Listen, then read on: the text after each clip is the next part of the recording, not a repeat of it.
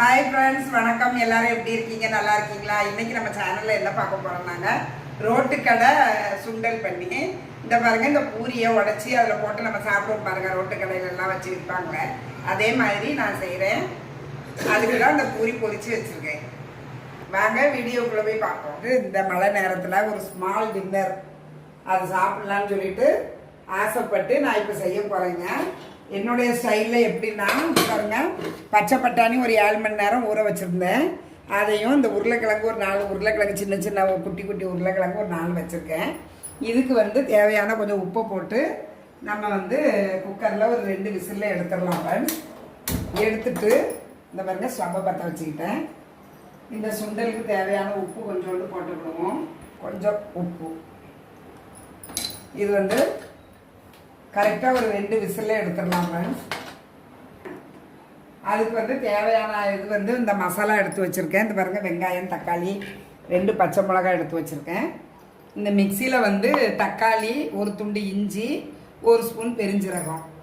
இந்த ரோட்டுக்கடை மசாலா சுண்டலுக்கு தேவையான மசாலா பாருங்கங்க. 1.5 ஸ்பூன் மிளகாய் பொடி எடுத்திருக்கேன். 1.5 ஸ்பூனு தனியா பொடி, அதான் கொத்தமல்லி பொடி. கரம் மசாலா ஒரு 1/2 ஸ்பூனு தான், 1/2 ஸ்பூனும் மஞ்சள் பொடி.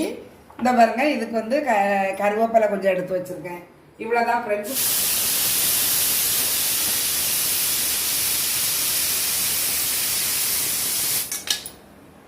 இந்த எண்ணெயில் இந்த பானிபூரி அவ்வளோத்தையும் நம்ம பொரித்து ஃப்ரை பண்ணி எடுத்துடலாம்.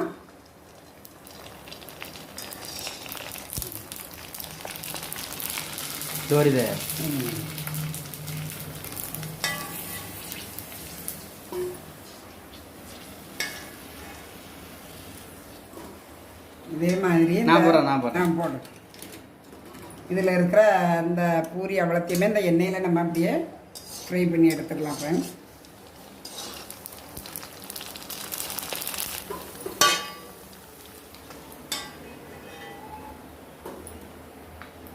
பூடி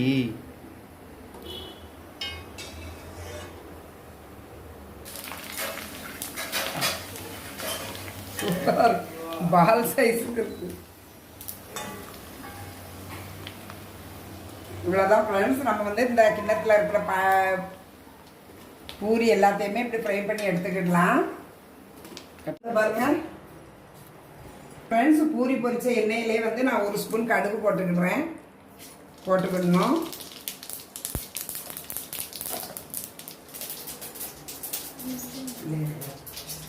இந்த பாருங்க, வெங்காயம் தேவையான ஒரு 3-4 வெங்காயம் நறுக்கி வச்சுருந்தேன்.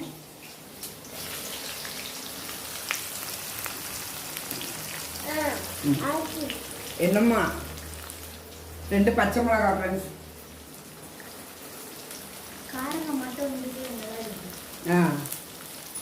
கல்லுமா. இதை நம்ம கொஞ்சம் டீப்பாக ஃப்ரை பண்ணிக்கிடலாம் ஃப்ரெண்ட்ஸ். இதை நல்லா வதக்கிக்கிடுவோம்.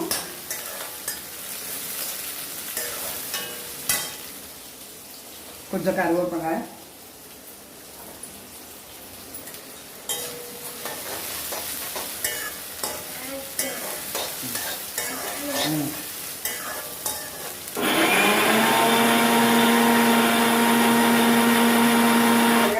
வெங்காயம் நல்லா வதக்கிட்டு இப்போ கொஞ்சம் தக்காளியும் இதில் வதக்கிக்கிடலாம்.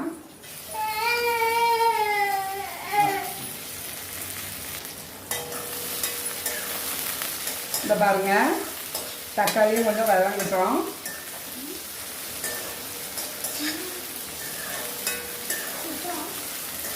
கொஞ்சம் பச்சை வாசனை போகிற அளவுக்கு கொஞ்சம் வதக்கிக்கிடுவோம் ஃப்ரெண்ட்ஸ். இது வதங்கினதுக்கு பிறகு இந்த பாருங்க, இந்த பேஸ்ட்டை சேர்த்துக்கிடணும். இந்த பேஸ்ட்டை நல்லா சேர்த்துக்கிடுவோம் ஃப்ரெண்ட்ஸ். இந்த தக்காளி நம்ம அந்த பேஸ்ட்டு கொஞ்சம் லைட்டாக நல்லா வதங்கணும்.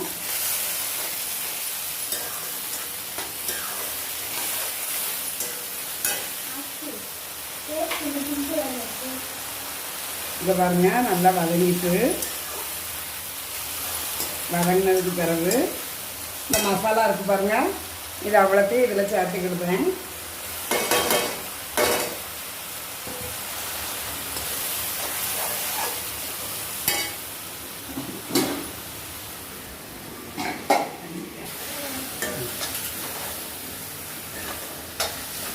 இது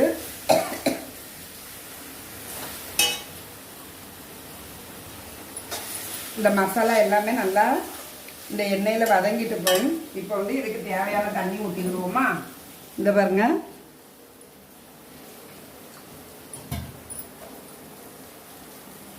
இது கொஞ்சமாக ஊற்றிருக்கு. இதுக்கு நான் இன்னும் உப்பு சேர்க்கலை.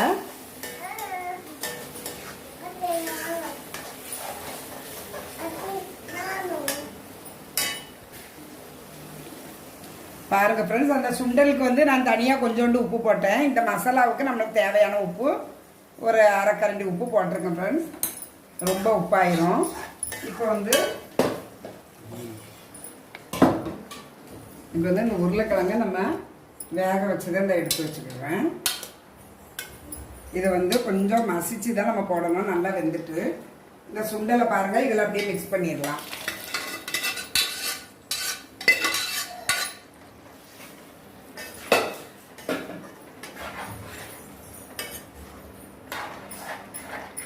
இது கொஞ்சம் கொதிக்கிட்டோம் ஃப்ரெண்ட்ஸ்.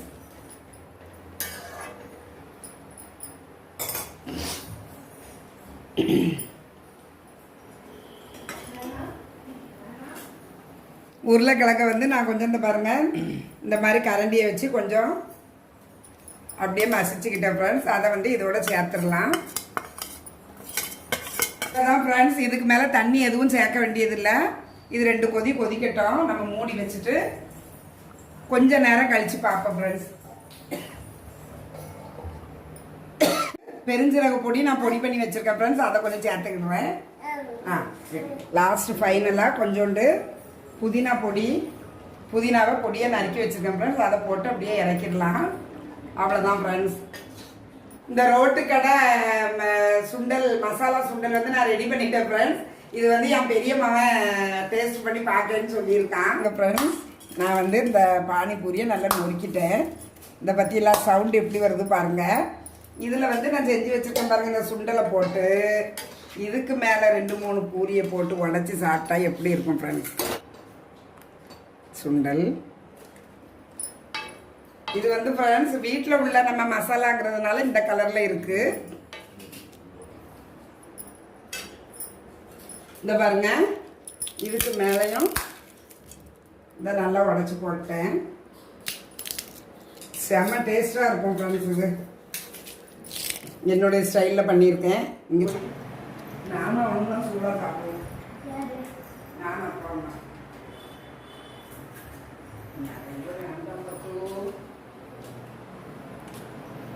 சூப்பராக இருக்குது. எப்படிப்பா இருக்கு? ரொம்ப சூப்பராக இருக்குது. நான் இந்த சுண்டல் வந்து சாட் மசாலா மாதிரி ஏதோ கலந்துருக்காங்கன்னு நினச்சேன். பார்த்தா வீட்டில் அரைச்ச மசாலான்னு தான் சொல்கிறாங்க.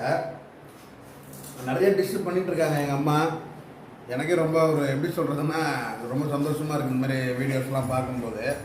அவங்களுக்குள்ள இவ்வளோ சமையல் திறன் இருக்குது அப்படின்ற விஷயமே எனக்கு வந்து இந்த வீடியோஸ்லாம் பார்க்கும்போது தான் தெரியுது. ரோட்டு கடை சுண்டல்னு சொல்ல முடியாது. ரொம்ப ஆரோக்கியமாகவும் சூப்பராகவும் பண்ணியிருக்காங்க. நல்லா இருக்கு. முக்கியமாக எல்லோரும் சப்ஸ்கிரைப் பண்ணிடுங்க, கமெண்ட் பண்ணிடுங்க, லைக் பண்ணுங்க.